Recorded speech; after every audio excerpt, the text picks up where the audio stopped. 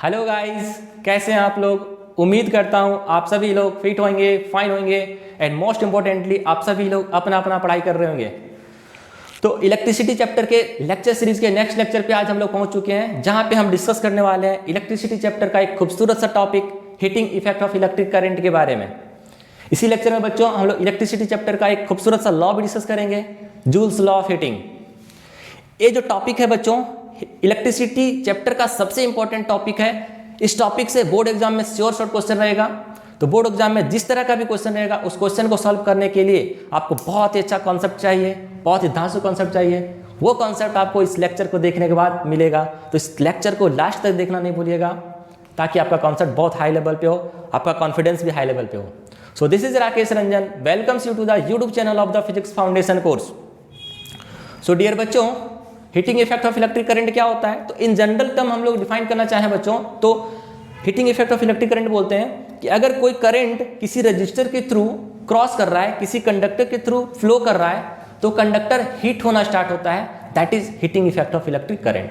मतलब एक कंडक्टर है, उस कंडक्टर में अगर करंट फ्लो कर रहा है तो कंडक्टर में हीट जनरेट हो जाता है, that is heating effect of electric current. Okay, actually में क्यों होता है, कैसे होता है, हम लोग इसका प्रैक्टिकल या डेली लाइफ में भी इसको देखते हैं बच्चों, कि अगर हम किसी मोबाइल को चार्ज में लगा रखते हैं या चार्ज में लगाते हैं तो मोबाइल कुछ देर के बाद हीट हो जाता है, that is because of the heating effect of electric current. अगर कोई इलेक्ट्रिक फैन है जो रोटेट कर रहा है, तो आफ्टर सम टाइम अगर उस फैन को हम टच करते हैं तो उसमें भी हमें हीट फील होता है, that is because of the heating effect of electric current.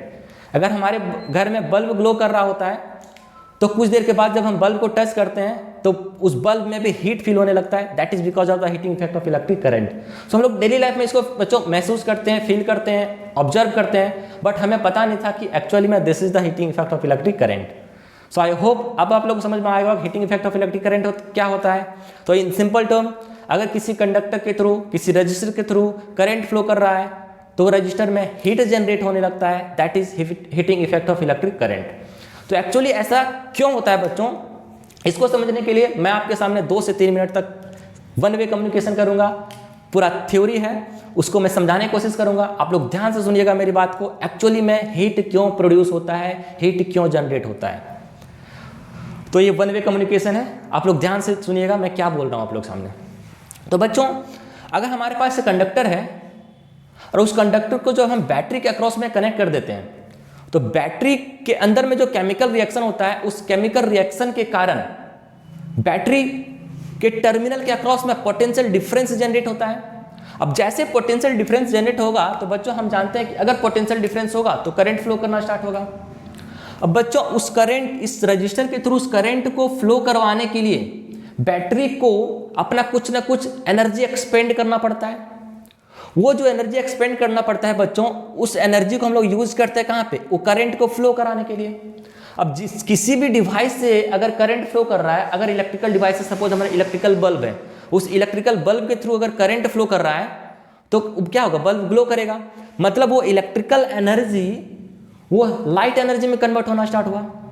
Primary conversion light energy है, बट बच्चों some part of that electrical energy also converts in the heat energy. इसी कारण हम लोग जब बल्ब को टच करते हैं, जलता हुआ बल्ब को हम लोग टच करते हैं, तो हमें गर्म फील होता है, हीट फील होता है। अब बच्चों क्या है कि अगर करंट फ्लो कर रहा है मतलब चार्ज फ्लो कर रहा है, चार्ज फ्लो कर रहा है मतलब इलेक्ट्रॉन फ्लो कर रहा है। अब बच्चों जब इस कंडक्टर के अक्रॉस में इलेक्ट्रॉन फ्लो कर रहा है, तो इस कंडक्टर में बहुत सारा एटम्स भी होते हैं। अभी फ्री इलेक्ट्रॉन जो है उस एटम से टकराया, उस एटम से टकराने के बाद चूंकि हम उस फ्री इलेक्ट्रॉन को मूव करा रहे हैं through the potential difference of the battery, तो बैटरी का एनर्जी क्या कर रहा है, उस फ्री इलेक्ट्रॉन्स के काइनेटिक एनर्जी को बढ़ा रहा है। अब जब ये फ्री इलेक्ट्रॉन्स एटम के अंदर, जब फ्री इलेक्ट्रॉन्स इस कंडक्टर के अंदर में जो एटम्स प्रेजेंट होते हैं, उस एटम से कॉलिजन करेगा, तो कॉलिजन के बाद क्या होगा, उस फ्री इलेक्ट्रॉन्स का काइनेटिक एनर्जी कम होगा, स्पीड कम होगा। तो ऑब्वियस सी बात है, अगर किसी भी ऑब्जेक्ट का स्पीड कम होगा मतलब काइनेटिक एनर्जी कम होगा। मतलब इस एटम से जब वो टकराया वो फ्री इलेक्ट्रॉन, तो फ्री इलेक्ट्रॉन एटम से कॉलिजन के बाद फ्री इलेक्ट्रॉन्स का काइनेटिक एनर्जी कम हुआ, मतलब कुछ काइनेटिक एनर्जी लॉस हो गया, तो काइनेटिक एनर्जी गया कहाँ। तो एक्चुअली बच्चों हम लोग पढ़े हैं क्लास 9 में कंजर्वेशन ऑफ एनर्जी, तो उस थ्योरी के हिसाब से हम लोग देखें तो एनर्जी को ना तो क्रिएट किया जा सकता है और ना ही डिस्ट्रॉय किया जा सकता है। एनर्जी को केवल वन फॉर्म से अनदर फॉर्म में हम लोग कन्वर्ट कर सकते हैं या एक बॉडी से दूसरे बॉडी में हम लोग ट्रांसफर कर सकते हैं। तो बच्चों ये जो काइनेटिक एनर्जी कम हुआ फ्री इलेक्ट्रॉन्स का, वो फ्री इलेक्ट्रॉन्स का काइनेटिक एनर्जी हीट एनर्जी में कन्वर्ट हो गया। ओके, मतलब इसका स्पीड कम हुआ, मतलब फ्री इलेक्ट्रॉन्स का काइनेटिक एनर्जी कम हुआ, तो काइनेटिक एनर्जी कम हुआ तो बाकी का काइनेटिक एनर्जी कहाँ गया? जो कम हुआ वो क्या बर्बाद हो गया काइनेटिक एनर्जी? नहीं मेरे प्यारे बच्चों, वो काइनेटिक एनर्जी बर्बाद नहीं हुआ, बल्कि वो हीट एनर्जी में कन्वर्ट हो गया, कंजर्वेशन ऑफ एनर्जी। ओके, तो ये प्रोसेस होता है हीट को प्रोड्यूस करने का, या हीट कैसे जनरेट होता है। This is the phenomenon how to generate heat when a current is flowing through the resistor. I hope आप लोगों को क्लियर हुआ होगा कि हीट क्यों जनरेट होता है। अब हम लोग इसका फॉर्मूला को देखेंगे बच्चों कि हीट कितना जनरेट होगा। ओके, तो इसके लिए हम लोगों ने कुछ एजम्पशन लिया बच्चों। क्या लिया है कि एक कंडक्टर है मेरे पास, वो कंडक्टर के अक्रॉस में आई करंट फ्लो कर रहा है और उस कंडक्टर का रेजिस्टेंस आर दिया हुआ है और उस कंडक्टर के अक्रॉस पोटेंशियल डिफरेंस वी दिया हुआ है। सो हमने माना यहाँ पे बच्चों कि let I is the current flows through the resistor, R is the resistance of the resistor, V is the potential difference across the register, Q is the charge flows through the register, T time for which current और charge flow through the resistor, मतलब कितना time के लिए charge या current उस register के through flow किया, उस पर भी डिपेंड करेगा बच्चों।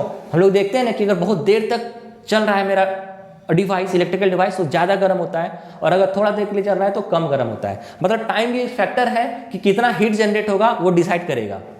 Okay, now W is the work done in moving the charge Q across the register.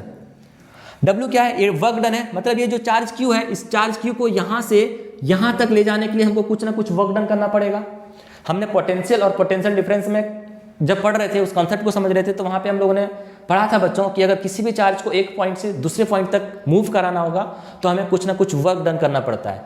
तो ये वर्क डन मैंने क्या माना यहाँ पे बच्चों कि सपोज ये Q चार्ज मूव कर रहा है थ्रू आउट दिस रजिस्टर, तो ये Q चार्ज को इस पॉइंट से, रजिस्टर के एक पॉइंट से दूसरे पॉइंट तक मूव कराने के लिए W वर्क डन करना पड़ा।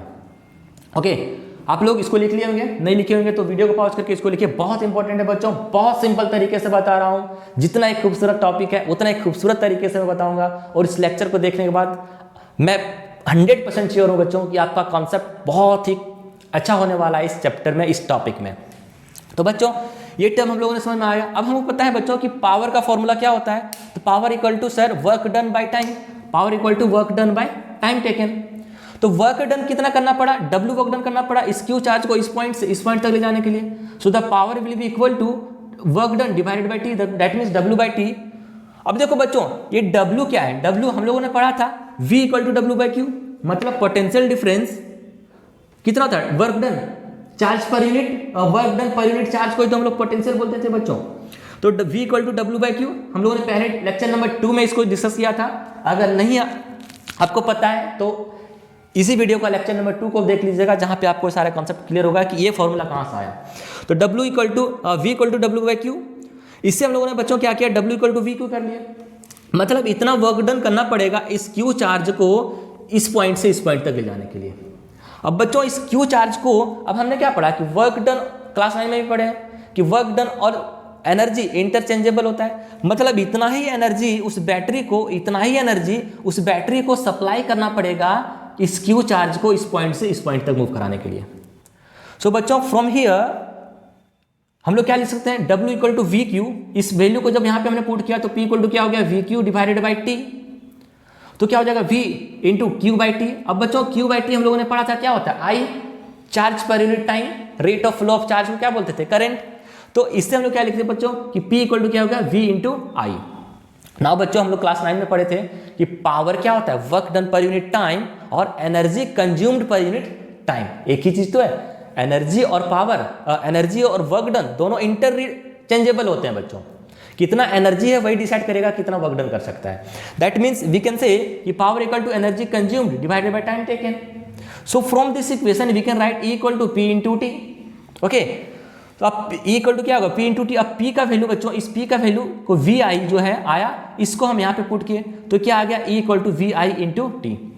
अब बच्चों हम लोग को देखते हैं ये आया जो एनर्जी, मतलब कितना एनर्जी कंज्यूम हुआ बच्चों? VIT। तो तो VIT जो एनर्जी कंज्यूम हुआ बच्चों, एक्चुअली में ये एनर्जी जो कंज्यूम हुआ वही तो हीट जनरेट करेगा, वही तो हीट जनरेट करेगा मेरे बच्चों। मतलब दिस एनर्जी, ये जो एनर्जी है डेसिपेट होगा in the form of heat when a current I is flow through a resistor for a time t. So we can write EH is equal to VI into T. So this is the heat generated. इतना heat generate होगा, ये current अगर I flow कर रहा है इस register के through. Okay, ना मेरे प्यारे बच्चों, अगर हम लोग यहाँ पे देखें ओम्स लॉ लगाएं तो by Ohm's law V equal to क्या होता है बच्चों, IR। तब इस V इक्वल टू IR को जब इस वैल्यू को हम यहाँ पे रखते हैं बच्चों तो क्या हो जाएगा, H equal to IR into IT। So इसे हम लोग लिखते हैं I into I square R T. So H equal to I square R T. Okay, ये जो इक्वेशन है बच्चों, ये हमने जो इक्वेशन लाया, ये इक्वेशन को ही हम लोग बोलते हैं Joule's law of heating. Joule's law of heating, actually this is the Joule's law of heating, और इसको बोला जाता है Joule's equation of electrical heating. इसको Joule's equation of electrical heating भी बोलेंगे। तो ना बच्चों आप लोग समझ में आया होगा। अब हम लोग देखते हैं क्या है एक्चुअली में, इसको मैं इरेज करता हूँ और मैं यहाँ पे वापस से लिखता हूँ Joule's law. That means H equal to कितना आ गया बच्चों, H equal to I square R T. H equal to I square R T. So इतना अमाउंट ऑफ हीट जनरेट होगा जब करंट I फ्लो करेगा किसी रजिस्टर के थ्रू जिसका रेजिस्टेंस T है, रेजिस्टेंस R है, और टाइम कितना दिया हुआ है, T दिया हुआ है। नाउ मेरे प्यारे बच्चों, so according to Joule's law of heating, Joule's law of heating, इस लॉ को हम लोग देखें तो इस लॉ क्या बोलता है बच्चों कि heat generated in a conductor, heat generated in a conductor is directly proportional to the number one. देखो बच्चों, H इक्वल टू क्या, आई स्क्वायर आर टी, मतलब जो हीट जनरेट हो रहा है वो डायरेक्टली प्रोपोर्शनल है square of the current flowing through the conductor, through the square of the current flowing through resistor. That is बच्चों H is directly proportional to I square. अब बच्चों ऐसे एक चीज और देखा हमने, और किसका प्रोपोर्शनल है, directly proportional resistance of the resistor, resistance of resistor. That means H is directly proportional to R। और बच्चों एक और फैक्टर पे डिपेंड कर रहा है, वो फैक्टर कौन है, टाइम, मतलब कितना देर तक के लिए, कितना टाइम तक के लिए करंट फ्लो कर रहा है रजिस्टर के थ्रू। सो V मेरा राइट, इसको मैं मिटाता हूं बच्चों। हम लोग लिख सकते हैं कि थर्ड फैक्टर क्या है बच्चों, time for which current flows through conductor. Okay, that is H is directly proportional to T। ना बच्चों इस तीनों, मैंने तीन फैक्टर हमने डिसाइड किया, या तीन फैक्टर बताया जूल्स ने कि ये तीन फैक्टर भी डिपेंड कर रहा है, square of the current flowing through the resistor, resistance of the resistor and the time for which current flowing through the resistor. ना बच्चों पहला में क्या था, H directly proportional to I square R और डायरेक्टली प्रोपोर्शनल था T। ये proportionality अगर तीनों को हम कंबाइन करते हैं बच्चों तो क्या हो जाएगा, H directly proportional to I square R T। इस प्रोपोर्शनलिटी साइन को हटाने के लिए हम लोग प्रोपोर्शनलिटी कांस्टेंट लगाएंगे बच्चों, that is K I square R T। और ये जो K होता है बच्चों, K का वैल्यू 1 होता है। एक्सपेरिमेंटली हम लोगों ने K का वैल्यू कितना निकाला, 1 निकाला। तो जब K का वैल्यू 1 यहाँ पे रखेंगे बच्चों तो ये क्या हो जाएगा, H equal to I square R T, H equal to I square R T, I square R T. तो इतना हीट ये बोलता है बच्चों, इसी को बोला जाता है जूल्स लॉ ऑफ हीटिंग, और इसी को बोला जाता है क्या, Joule's equation of electrical heating. ना बच्चों हम लोग इसका प्रैक्टिकल एग्जांपल देखेंगे, एप्लीकेशन देखेंगे बच्चों। एप्लीकेशन क्या है, तो हमें जनरली मैनुअली तीन तरह का एप्लीकेशन यहाँ पे पढ़ना पड़ेगा बच्चों। एप्लीकेशन, तो पहला एप्लीकेशन है बच्चों इलेक्ट्रिक बल्ब। इलेक्ट्रिक बल्ब, तो इलेक्ट्रिक बल्ब क्या होता है बच्चों? देखिए इलेक्ट्रिक बल्ब के अंदर में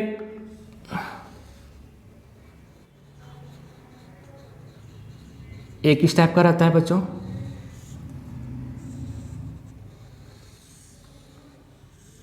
ये मैंने इलेक्ट्रिक बल्ब डिजाइन करने की कोशिश किया। ओके, इसमें क्या है बच्चों, ये इसको क्या बोलते हैं हम लोग? इसको बोलते हैं ग्लास केस। और ये होता है बच्चों फिलामेंट बोला जाता है इसको, फिलामेंट जो बना होता है टंगस्टन का। फिलामेंट बोला जाता है जो बना होता है टंगस्टन का, टंगस्टन का बना होता है। इसका बच्चों सिंबल होता है W, और एटॉमिक नंबर का बात करें तो बच्चों एटॉमिक नंबर 74 होता है। सो टंगस्टन क्यों हम लोग यूज़ किया?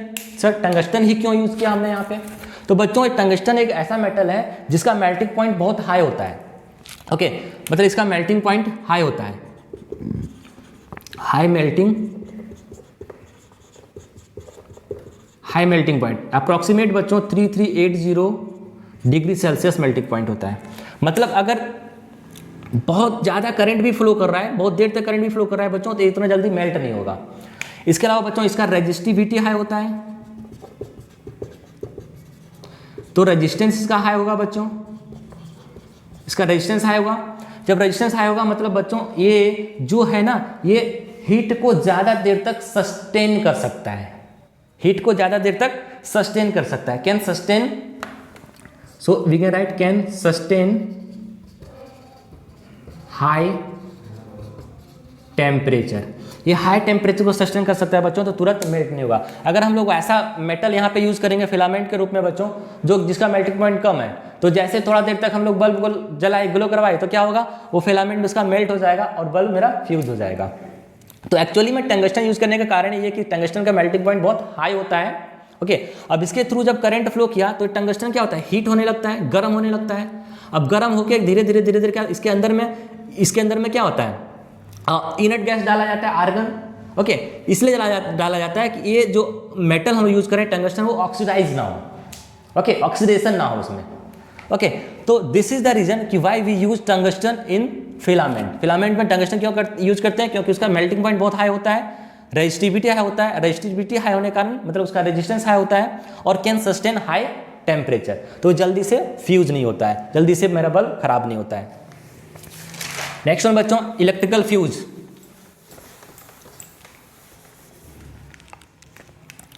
इलेक्ट्रिक फ्यूज, हालांकि अभी बच्चों आज के टाइम में एमसीबी हम लोग यूज़ करते हैं, बट पहले पुराने ज़माने में हम लोग इलेक्ट्रिकल फ्यूज यूज़ करते थे।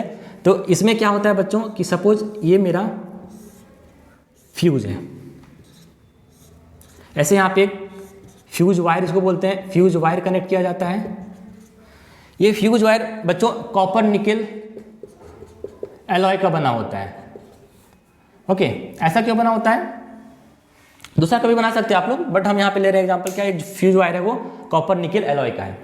अब बच्चों इसका काम क्या है, इसका रेजिस्टेंस बहुत कम होता है, इसका मेल्टिंग पॉइंट कम होता है, इसका मेल्टिंग पॉइंट लो होता है बच्चों, इसका मेल्टिंग पॉइंट लो होता है। इससे क्या होता है कि अगर ये प्रिवेंट करता है, या हम सेफ्टी पर्पज से हम लोग अपना सर्किट को सेफ्टी पर्पज के लिए यूज़ करते हैं फ्यूज। जैसे आजकल के टाइम में हम लोग एमसीबी यूज़ करते हैं, पहले हम लोग फ्यूज यूज़ करते थे। तो क्या हुआ बच्चों, इस फ्यूज वायर का एक मेल्टिंग पॉइंट लो होता है, जिसके कारण क्या होता है कि अगर सडनली बहुत ज़्यादा अमाउंट ऑफ करंट अगर इस फ्यूज के थ्रू आने लगा, अब हमारे इलेक्ट्रिकल अप्लायंसेज जो यूज़ कर रहे हैं उसको एक स्पेसिफिक अमाउंट ऑफ करंट चाहिए कि 2 एम्पियर चाहिए, 3 एम्पियर चाहिए, 5 एम्पियर चाहिए, उस टाइप से।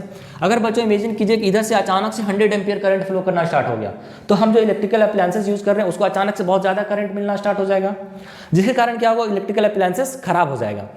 तो हम लोग उसको प्रोटेक्शन के लिए, ओवरलोड के प्रोटेक्शन के लिए, मतलब ये क्या करता है, प्रिवेंट करता है ओवरलोडिंग से। अब जैसे यहाँ पे बहुत ज़्यादा करंट फ्लो करना स्टार्ट होगा बच्चों, तो इसमें हीट ज़्यादा जनरेट होगा। जैसे हीट जनरेट हुआ बच्चों, तो क्या होगा, चूंकि इसका मेल्टिंग पॉइंट कम होता है, तो ये फ्यूज क्या हो जाएगा, ब्रेक कर जाएगा, इस टाइप से हो जाएगा, ये फ्यूज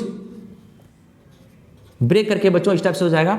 अब जैसे ही फ्यूज ब्रेक हो गया बच्चों, तो ये जो सर्किट है मेरा, जो सर्किट था पहले कंप्लीट था, क्लोज था, वो सर्किट क्या हो जाएगा, सर्किट ओपन हो जाएगा, सर्किट डिसकंटिन्यू हो जाएगा, मतलब पाथ जो क्लोज था वो ओपन पाथ हो जाएगा। मतलब अब इसमें करंट फ्लो करना, अब इस केस में आई का वैल्यू कितना हो जाएगा बच्चों, आई 0 हो जाएगा, यहाँ पे कुछ करंट फ्लो कर रहा था।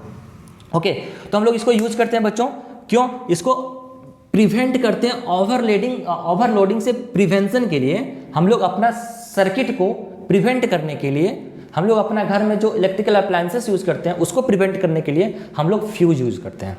और इसका मेल्टिंग पॉइंट क्या होना चाहिए बच्चों, कम होना चाहिए। अगर मेल्टिंग पॉइंट बहुत ज़्यादा है, अगर इसमें बच्चों टंगस्टन लगा देंगे तो बहुत ज़्यादा हीट को सस्टेन कर सकता है वो, तो जल्दी से वो मेल्ट नहीं होगा। तो अगर ज़्यादा करंट भी अगर आ गया तो भी मेल्ट नहीं होगा और वो आगे सप्लाई कर देगा ज़्यादा करंट, जिससे मेरा इलेक्ट्रिकल अप्लायंसेस जो हम लोग यूज़ कर रहे हैं वो डैमेज हो सकता है, खराब हो सकता है। So this is main reason why use electric fuse. Next one बच्चों, इलेक्ट्रिक हीटर। इलेक्ट्रिक हीटर को हम लोग यूज़ कैसे करते हैं बच्चों, तो इलेक्ट्रिक हीटर को यूज, इलेक्ट्रिक हीटर में हम लोग देखते हैं बच्चों, हम लोग इमर्सन रॉड भी यूज़ करते हैं, इलेक्ट्रिक केटल यूज़ करते हैं बच्चों। ओके, इलेक्ट्रिक हीटर भी यूज़ करते हैं बच्चों। ओके, तो इसमें हम लोग क्या करते हैं, इसमें हम लोग ना जो वायर होता है उसको बहुत पतला रखते हैं और कुछ इस टाइप से उसको हम लोग क्वाइल बना के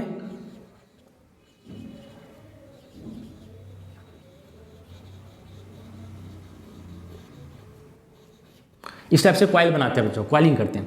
एक्चुअली इसको कॉइलिंग करने का रीजन क्या है, और यहाँ पे जो हम लोग यूज़ करते हैं बच्चों, क्रोमियम यूज़ करते हैं, सॉरी नाइक्रोम यूज़ करते हैं। ओके, नाइक्रोम वायर यूज़ करते हैं। तो इसको हम लोग इतना कॉइलिंग क्यों करते हैं बच्चों, तो हम लोग को पता है बच्चों कि हम लोगों ने पढ़ा था R = क्या होता है, ρl/a। ओके, अब बच्चों हम ये R किस पे डिपेंड कर रहा है, लेंथ पे डिपेंड कर रहा है। मतलब जितना ज़्यादा लेंथ होगा बच्चों, अभी हम लोगों ने पढ़ा H = I² RT, मतलब H हीट जनरेट डिपेंड कर रहा है रेजिस्टेंस पे। अगर हाई रेजिस्टेंस होगा मेरे प्यारे बच्चों, अगर हाई रेजिस्टेंस होगा तो हीट भी ज़्यादा जनरेट होगा, जो कि हमें रिक्वायरमेंट है। जो इलेक्ट्रिकल हीटर यूज़ करते हैं हम लोग बच्चों, रूम हीटर यूज़ करते हैं बच्चों, ठीक है, इलेक्ट्रिक आयरन यूज़ करते हैं बच्चों, तो उसमें इस कॉन्सेप्ट को लगाते हैं हम लोग। तो ये कॉइल, ये रेजिस्टेंस किस पे डिपेंड कर रहा है, लेंथ पे। मतलब हमको वो जो अंदर में जो वायर हम लोग यूज़ कर रहे हैं उसका लेंथ ज़्यादा चाहिए। अब हमको लेंथ ज़्यादा चाहिए बच्चों, इतना लेंथ चाहिए हमको, तो इतना बड़ा डिवाइस बनाएंगे क्या, नहीं। तो उसको करने के लिए क्या करते हैं हम लोग, इस वायर को ऐसे क्वाइल में करके उसको घुमा के हम लोग शॉर्ट करते हैं और इस टाइप से अरेंज कर देते हैं। अब इसका लेंथ बच्चों ज़्यादा है, अब लेंथ ज़्यादा है तो ये ज़्यादा हीट जनरेट कर सकता है। और ये जो वायर है बच्चों बहुत पतला बनाया जाता है ताकि क्रॉस सेक्शनल एरिया कम हो। जब क्रॉस सेक्शनल एरिया बच्चों, चूंकि R डिपेंड कर रहा है किस पे, A पे भी डिपेंड कर रहा है, क्रॉस सेक्शनल एरिया पे। जितना कम क्रॉस सेक्शनल एरिया होगा रेजिस्टेंस भी उतना ज़्यादा होगा। ओके, अब बच्चों क्या होता है कि इसको हम लोग पतला इसलिए बनाते हैं ताकि क्रॉस सेक्शनल एरिया कम हो और रेजिस्टेंस हाई हो तो ज़्यादा हीट सस्टेन कर सके। ओके, इसलिए बच्चों हम लोग इसको ऐसे मोड़ के बनाते हैं। अब इसमें हम लोग क्या करते हैं, एक और कॉन्सेप्ट है बच्चों, देखिए पतला क्यों बनाते हैं समझ में आया, लंबा क्यों बनाते हैं समझ में आया। अब बच्चों जब हम लोग इलेक्ट्रिक आयरन यूज़ करते हैं उसमें देखते होंगे कि सर इलेक्ट्रिक आयरन में अगर हम इस नाइक्रोम वायर को यूज़ कर रहे हैं तो होता क्या है सर कि इलेक्ट्रिक आयरन में जब हम इलेक्ट्रिक आयरन में उसके इसके ऊपर ये जो ये नाइक्रोम का वायर जो कॉइलिंग किया हुआ है बच्चों, इस कॉइल के नीचे में एक माइका सीट लगाया जाता है। माइका सीट इसलिए लगाया जाता है बच्चों क्योंकि माइका एक ऐसा मटेरियल है बच्चों जो गुड कंडक्टर ऑफ हीट होता है but poor conductor of electricity होता है।